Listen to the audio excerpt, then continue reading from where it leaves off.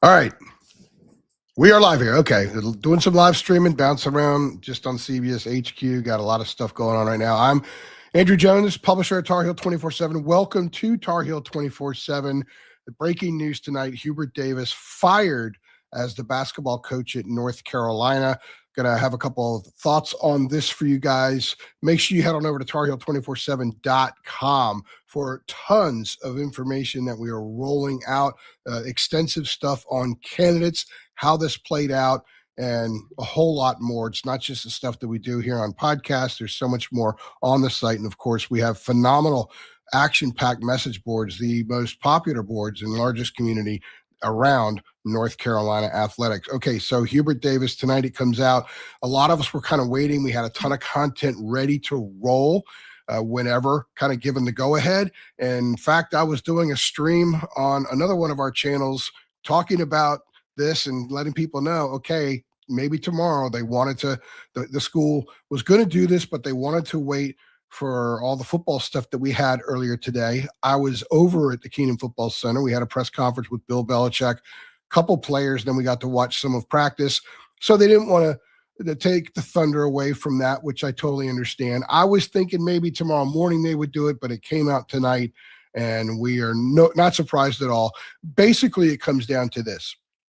The 5 years of Hubert Davis had plenty of highs, plenty of positive moments, a lot of things that when everything settles, you can feel pretty good about, and the fan base will acknowledge and feel good about too. He will be welcome in the family in perpetuity, and hopefully sooner rather than later as he goes through this and processes what has just happened. But the 3 games since the second Caleb Wilson injury, with the people I've talked to, some of them anyway, believe that it exposed Hubert Davis as a coach, that his leadership was in question, his in-game adjustments were in question, and that he just didn't handle supremely tense situations well. I go back to the Duke game, which was the first game after the Caleb's second injury. They're right in the game, they're fighting, they're scrapping, and then Duke hits them, starts a run, and Carolina just kind of wilted. They didn't adjust. There were no adjustments made on either end of the court, not a whole lot in terms of personnel. And a lot of people said that Hubert just kind of stood there sort of like a deer in the headlights. 30-6 run, Duke puts Carolina out of its misery. A week later, or 5 days later, ACC tournament against Clemson and Charlotte. Carolina again, they got off to a decent start. They looked like they were ready to play. They had 5 or 6 days to kind of cut the cord to what happened in Durham, and then Clemson hits them with a 19-5 run in the first half that is part of overall a 49-26 run, which is a long stretch of basketball in which the Tigers just simply out everything the Tar Heels. Hubert again didn't make adjustments. The switching on defense was being exploited time and again by Clemson. The stagnant offense, the lack of screening, all those kinds of things that have been consistent criticisms of the 5-year Hubert Davis run were all on display for everybody to see. You fast forward a week, the team entered into the VCU game with a really clear mindset. They were ready to play. Some of us who cover the team spent a lot of time with them Wednesday, the day before, really believed that they were no longer in the mindset they were for the Duke and Clemson games. And it looked like it for a while. They led by 19 points with 14:58 left, and then all hell broke loose. Everything fell apart. And over the last 14:58 and then in overtime, I can say that literally every wart of the 5-year Hubert Davis era surfaced at the same time. They couldn't score. They were exhausted. He wouldn't sub. A guy who had actually made progress in trusting his players and using bench players more and riding with the hot hand a little bit more suddenly stopped doing that. It was clear for anybody courtside or probably watching on TV that the team was getting exhausted, and he did nothing to change it. They started switching more defensively. VCU took advantage of it. So the schematic concerns and questions that people have had for the last 5 years, those became issues. The fact that he stopped trusting and he went with an iron 5, which was an early criticism, a return, and that was a problem. And people just didn't think that he showed the proper leadership necessary to be at the head of North Carolina basketball. If it was another program that doesn't have a tremendous amount of history, that may have been fine and good enough. But at some point, Carolina basketball has to get back to being Carolina basketball. So say the people I've talked to, and they saw that night that in the final game of year 5, it just wasn't going to happen under Hubert Davis. It doesn't mean that he didn't do a lot of wonderful things. It doesn't mean that he's any less a Tar Heel to a lot of these people, but a change had to be made. So they made the change. It was a pretty quick process too, if I may say. Thursday night, before I left the arena, I talked to a few people and they said, I don't know how he comes back from this. Because you also add the post-game press conference, which was honestly inexcusable. Someone who'd been at ESPN for 7 years, played in the NBA for 12, was at Carolina for 4 when they had a lot of media around the team. And then he's been head coach for 5 years. It was a terrible look. Every bad box was checked. And everybody knew that, or a lot of people knew around the program knew that it was time to make a change. So Friday, I talked to a lot of people just getting their vibe on things. I didn't figure a decision of any kind would be made at that point, but I was told by multiple sources that you have to have a conversation with Hubert, and the preference was that Hubert step down on his own. They'll give him the parachute, the $5.3 million parachute. They would have the legal teams work that because he's a state employee, and if he steps down, it's different than being fired, but they were going to work that out, and he was going to get every penny. But as I learned later toward the end of the weekend that there was resistance on Hubert's end. They didn't expect there to be resistance. A lot of people thought he would say okay because he aged a ton during those 5 years. His wife did. He looked tired. He was edgier with the media after losses this year than in previous years. And it just kind of looked like it was wearing on him. And that given the fact he doesn't need money, he's financially secure for life. He's had an incredible life in basketball that maybe his act of service, which is what he called being North Carolina's head coach, an act of service, that he was done with it. He'd be a wonderful 5-year bridge into whatever Carolina does next. But he didn't want that. Apparently he wanted to coach a 6th year, didn't think that his time was up. That was difficult for some people that wanted him to say that. And my understanding is that on Sunday, perhaps Sunday, he was fired because he wouldn't step down. And then they've spent some time since then kind of working on what the presentation would be, but it didn't turn out the way they had hoped. And so now the terminology is fired. It's unfortunate, but that's the way it is. Now moving forward, North Carolina has to find a basketball coach. It's probably the best job in college basketball. You could certainly argue that.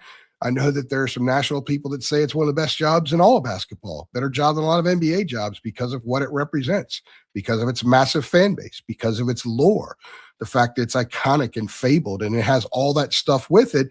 And they're going to move into a new arena in a few years. So whoever the next coach is, he will likely be the head coach when they open up what would be a state-of-the-art Taj Mahal of college basketball, and with all the money coming with it. So North Carolina is not moving backwards.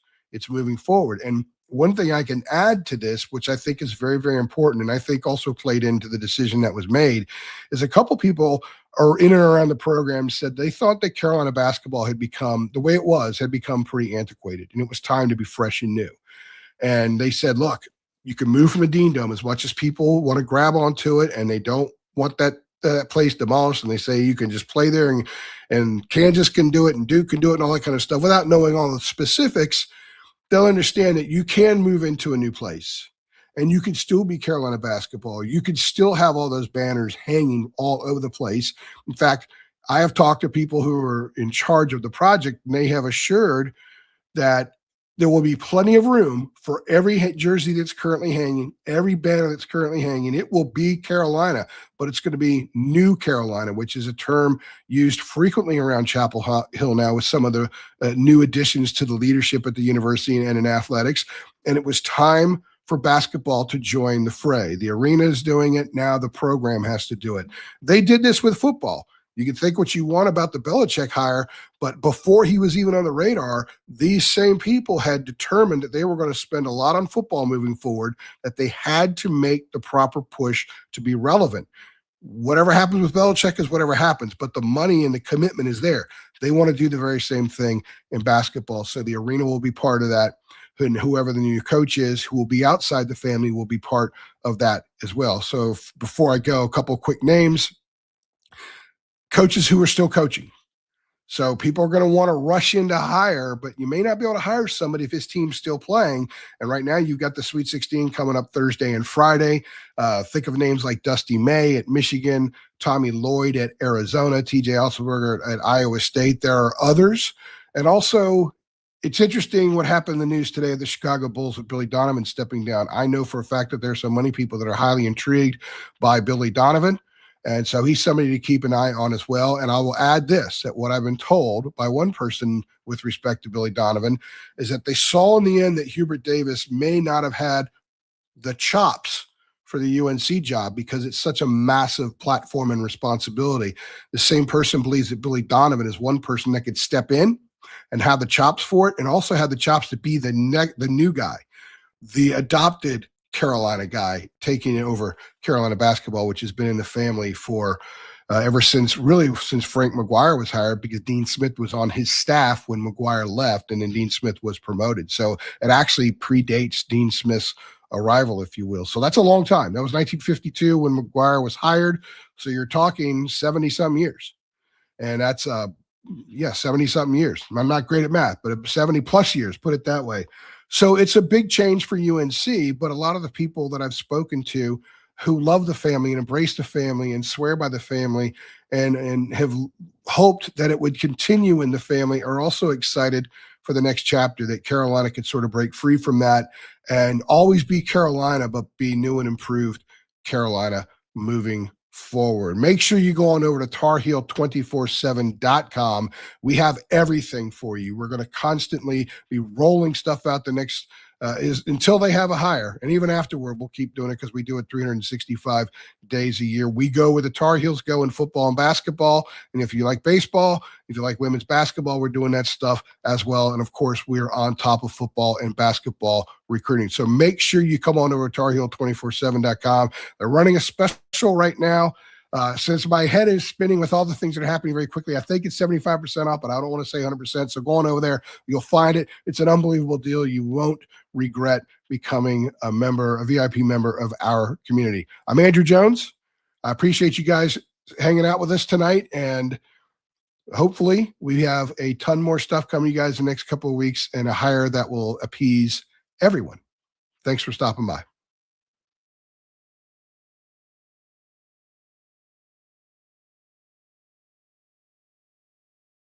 To know which candidates are already interested. If you make a coaching change without having done that background work behind the scenes, and I know people say like, hey, you can't contact coaches. I understand that, but you can contact their representatives. And if you don't think that's happening, you don't understand kind of the way that college athletics works right now, whether it's through search firms or third parties or agents. I mean, so that stuff already, those wheels already need to be put into motion. So the Tar Heels already should have an idea of who they're going to target and who may be interested. Now, some of the names that Matt Norlander's reporting on CBS, guys like Tommy Lloyd. Now, Arizona's in the NCAA tournament. They have a very legitimate chance to win the national championship. So that's something that possibly couldn't be done for a couple of weeks. Now, I will tell you, there are reports of, that is not the same athletic director at Arizona that hired him. So is that a factor?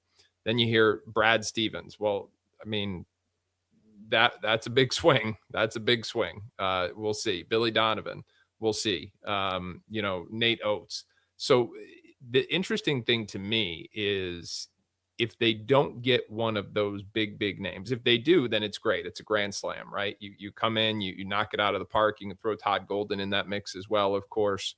Heard TJ Otzelberger was also on the list that Matt Norlander provided. You get one of those guys and it's a home run and everybody's excited. I know it's not in the Carolina family, but if you're looking for a coaching candidate whose individual brand is on the same level as the North Carolina brand, then you're going to have to go outside the family right now. But if you miss on one of those big names, what is the contingency plan? And the example I would give is a couple of years ago and what happened with Kentucky. Say what you will about the Mark Pope hire, but the way the process went was organized and it was efficient, meaning that Mitch Barnhart knew who he was targeting right off the bat. He called Scott Drew and he tried to get a sense of if that was something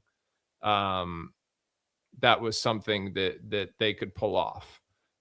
It was not. Maybe he had another candidate or two he reached out to, and then quickly he was able to pivot to Mark Pope so that the position did not stay vacant. And what I would say is, like, that's the key here.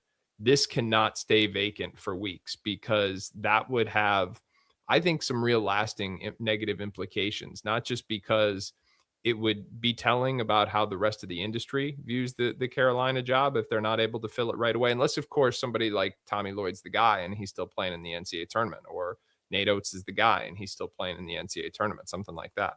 But if it goes unfilled for weeks and they don't land one of those top guys, that's problematic. It's problematic to the potential of retaining your roster. Obviously, you've got a guy like Vasar, who's going to be one of the most coveted bigs in the college landscape this year, and also the recruiting class. So I think it's important that they have already laid the groundwork with their top targets, that they are already have a good idea of who they could realistically pursue and land, and if not, that they have contingency plans ready to go. We'll see what happens, but I think those are some of the most interesting storylines here.